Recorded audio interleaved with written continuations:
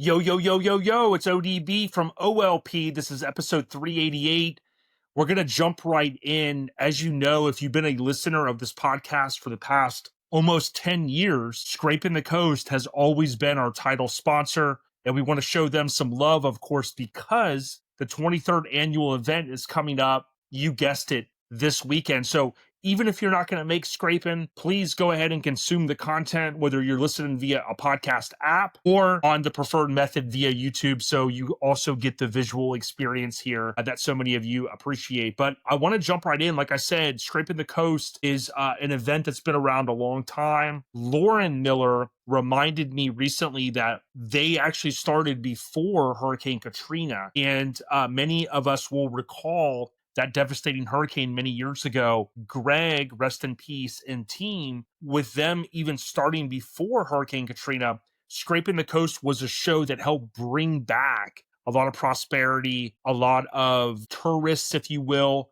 to that particular region after a very tough time a little over 20 years ago. So again, much love to the Scrapin the Coast team. I want to jump in here with 10 things you got to know or you need to know about Scrapin the Coast. Now, if you're like, yo, ODB, we're not making it out this year for 2025, fear not. A lot of these items are going to apply to this particular show.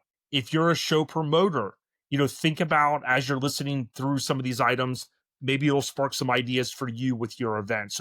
With that being said, let's jump right in with number 10. And number 10 is the who, what, why, where, and when. As I mentioned, Scrapin the Coast started it's the 23rd annual is the best way to put it. This event is every June, and it's typically going to be around the weekend of the 20th, right? So that's always a key item that people want to know. This show, as I mentioned, also helped bring a lot of people back after the hurricane. So although the event does predate Hurricane Katrina, it has been a huge part of the particular area there.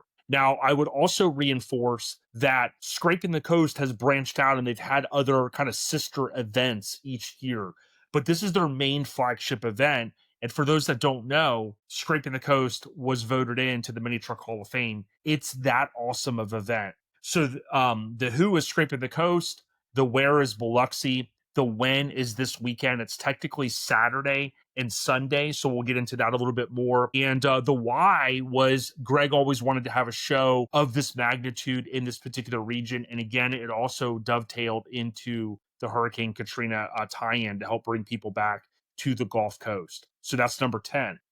Number 9. This one's a big one. I'm going to go ahead and share my screen. So if you're watching on YouTube, check this out. Okay, so the event. If you go out on Facebook, you can go and type in Scrapin with an IN, so Scrapin the Coast, and you're going to land on their main page, 55,000 likes. They have about 60,000 followers. The key thing is here, if you look back, I think this was posted on Monday the 16th, there is a map.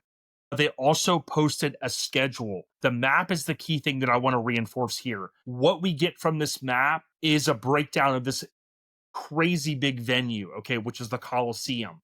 The thing that you want to know is if you're a car show person, you're going to want to follow the red arrows to gate 3. You're going to basically come around the back of the facility, and they have drive-through judging, so we'll talk more about that.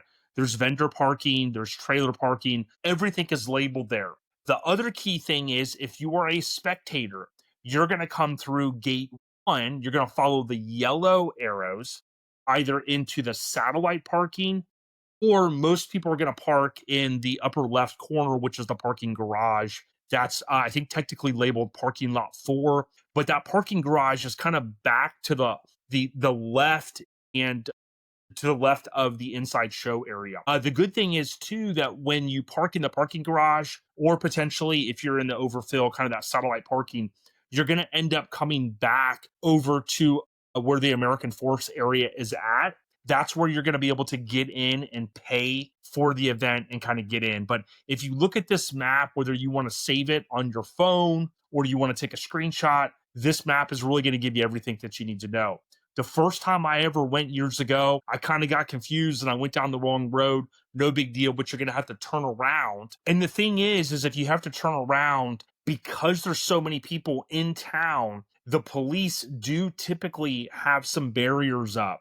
So you may have to go down a couple of different turnarounds to be able to do a U-turn. So, if you look at the map and you save the map and you kind of pre-plan it, it's going to save you a lot of time and potential frustration when you arrive in Biloxi at the Coliseum. Okay, next is the drive-through judging. So as I mentioned, this is a very unique aspect. If you are a show goer and you're going to be a participant in this show, the drive-through judging is one of the most underrated aspects. This venue is huge. There's no way their folks could go out and judge if they needed to because it's such a big venue. It includes indoors and it includes outdoors. So when you come in, those arrows I mentioned, those red arrows, and you come in through the back of the Coliseum, you're going to get judged right there. It's another huge win because typically when you leave your home, whether it's on a trailer or you're driving your stuff, you're going to have it all nice and cleaned up. You get judged at the beginning, you cruise through the back entrance, almost like you're going to like a concert, right? And then you're able to go and park either outdoor or indoor based upon what you've paid for with your registration. So drive-through judging to me at these events nationwide is one of the most underrated aspect. It's great. You don't have to worry about a judge coming by on Saturday. I wasn't there. I wanted to tell them about my vehicle and things such as that. So that is number 8, drive-through judging. Number 7. So American Force has what I kind of call the American Force experience, and that's going to be right in front of the inside show area. Okay. Don't forget the inside show area has one of my favorite things, air conditioning. Okay. But if you look on this map, just above, which is inside. So American Force is going to be on the outside area, that experience. You're going to go through the main doors there. Boom. That's where the event merchandise is available. They do a fantastic job at Scrapin the Coast with the shirts, multiple shirts, mini trucks, full sizes, lifted trucks, stickers, tons of banners. They have a lot of merchandise. So you want to get there early as you can on Saturday and get that merchandise. If you've got friends that want you to pick something up, tell them to send you the money, Venmo it, however you want to do it. Get that all organized because those lines get super long. I've been there in that lobby, and that main lobby is before you, as a showgoer, will go in to view the indoor experience. And it's all right there in the lobby. So it's super convenient. You just want to get there because the stuff does sell out. I've never seen a show sell as much merchandise as Scrapin the Coast from an overall perspective. Of course, Mini Nats is probably the number one show that I've seen mini truck merchandise sell. But Scrapin the Coast, of course, includes a lot of other stuff as well. So those two shows are definitely top in terms of what I've seen in terms of merchandise. Number 6, go outside. So I mentioned American Force, right? The good thing about this event is when you first get there, you're going to go into the main lobby here where the event shirts are at. You're going to pay. We'll talk a little bit more about the spectator fee. And then you're able to go on the inside, and it's kind of like almost like a theme park because most people are going to typically go in, they're going to go to the left, they're going to walk around. It almost kind of feels like a big circle, almost like a way a theme park is designed. Then don't think, hey, that's all I get to see. You get to go outside. And not only is there the American Force experience, but you're going to see a ton of vendors out there like KIK and so many others. Go out there and see everything. Now, it typically is going to be very warm in June in Biloxi. Okay, I will warn you. But there is a stage out there. There's the hydraulic competition that we're going to talk about. And there's a bunch of show vehicles. Some is paved area, some is a grass area. There is a lot going on. There's tons of food vendors out there.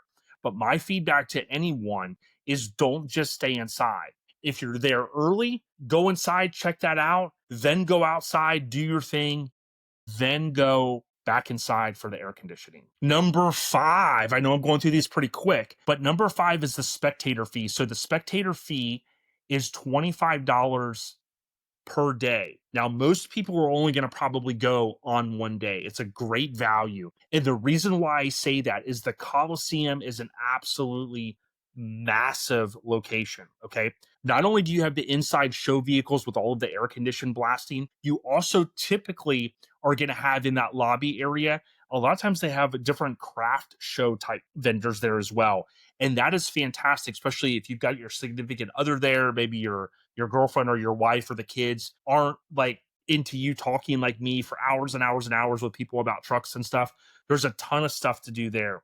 There's also that long hallway where there's various restrooms. You can kind of sit down and you can get some air conditioning and you can kind of rest a little bit as well. But the main thing is for 25 bucks, you're going to be able to get in and you're going to experience an amazing show, indoors, outdoors. There's plenty of vendors there if you're looking to get parts or merchandise. And of course, on the inside, I also want to reinforce in that lobby area, there is kind of one of the main food vendors. I think that's built in right there to the left of where the show merchandise is at. So it's a fantastic value. Get out there to Scrapin the Coast if you're a local or you're going to be traveling in. It's a great value. ODB. I approve this message. Number 4, this is huge. There are a ton of vendors. I've reinforced that throughout this top 10 things to know. When you go in and you pay for your spectator fee and you go into the indoor area, typically you're going to go to the left and boom, there's OLP. That's us, right? Your mini trucking headquarters, as the sign says right here. We're going to have Jason and Michelle Watts, Chevy OBS full size that we call our Fireball. We're going to have that indoors in our booth. We're going to have a great setup. Shannon and Mike are holding it down this year because ODB and Mrs. ODB, we're going to be going to Ohio. For those that didn't know, we've been planning this for a year. We're going to be at a Lincoln show up there, okay? But Mike and Shannon are going to be right to the left when you come in. Come see us. Hopefully, we'll have the new Fireball merch for sale. We'll have the new OLP Mini Truck and Syndicate hats, new stickers. We've got some new Back to the Future stuff. Oh, by the way, we've got some new Mini Truck and HQ stuff. So come by, come see us, slap hands, talk to Mike and Shannon. They're going to have a little bit of help as well. And we're always thankful to the Scrapin the Coast team for the continued opportunity. I would reinforce, typically outside, you're going to have KIK. I'm not sure if Hammered Weekend Wear is making it this year or Garage Gear. In the past, we would see Hammered. We would see Garage Gear as well. But if those vendors aren't there, go out there and spend some of your hard-earned money with some of the great vendors out there. Vendors pay a very solid fee to be able to vend at these shows, and anything that you can do is going to always assist with them being able to come out even for years to come. Number 3, I talked a little bit about this, but I can't stress enough. Let's go and take a look at the schedule. Okay, the schedule is a key item. Now, if I go to Scrapin with an IN, thecoast.com, I can click right here. I could take a screenshot of this, right? The main thing that I'll reinforce to everyone is Friday is not technically a show day. You can enter, but it's after 2 p.m. You may not enter the inside area until 2 p.m. unless you're one of the vendors or a vehicle in a vendor booth. That's a key item, okay? The key thing on Saturday is everything is laid out. I don't want to read each one of these to you, but I want to let you know that there's a hop-off / hydraulic competition behind the maze stage at 2 p.m. on Saturday. That's a key item, okay? The other cool thing is the registration and drive-through judging and the stereo competition. Let's not forget they have that as well. That all ends at 5 p.m. on Saturday. Okay. Don't forget there's an after party that kicks off at the Gulfport Dragway at 6 p.m. on Saturday. And then Sunday, the gates open at 8 a.m. That's a key item. What you want to know here is the award presentation is on the main stage at 3 p.m. So DJ Mays is going to be out there. I think Toast, my understanding, is going to be there as well. And it's going to be a great time. So the schedule of events for 2025 isn't only on their website, it's also on the Instagram and the social medias. Number 2, speaking about awards, this is a big one. They will not mail awards. That is listed on the schedule. If you think you're in the running for an award, have a friend, have a homie, have somebody pick it up for you, or best case scenario, just stay to see if you are a winner. They will not mail awards. Also want to give you a shout out to Gooch, as well as all of the other people over the course of time that have helped with these awards. They go all out. If you're looking to win a cool award, or that's your thing, this is the show you want to do it at, Scrapin the Coast. Number 1, this is a Mini Truck Hall of Fame event that shows the work that this team has put in year over year, over 2 decades, right? Scrapin the Coast is a bucket show. If you've never been there, you got to go out. Years ago, the big homie Juan came all the way from California, okay? This is a must-attend event if you're a local or you're in the particular area or you're debating, you're on the fence about, hey, am I going to drive down to Biloxi? Go to Biloxi, go to Scrapin the Coast. Trust me, you will not be disappointed. this is a bonus. This is the last item. If you're not able to attend, maybe you're working, you just wasn't in the cards, follow our lifestyle podcast, which is your mini trucking headquarters, on Facebook, on Instagram. Mike and Shannon will be there. We will be posting videos as well. We appreciate all the support. Much love to the entire team. Scrapin the Coast. You can type on that hashtag as well on socials and check out the coverage that we will be presenting, as well as so many others in attendance in Biloxi. Scraping the Coast, much love. Rest in peace to our big homie, Greg Miller. Thank you for watching all the way through. If you're on YouTube, leave a comment, subscribe.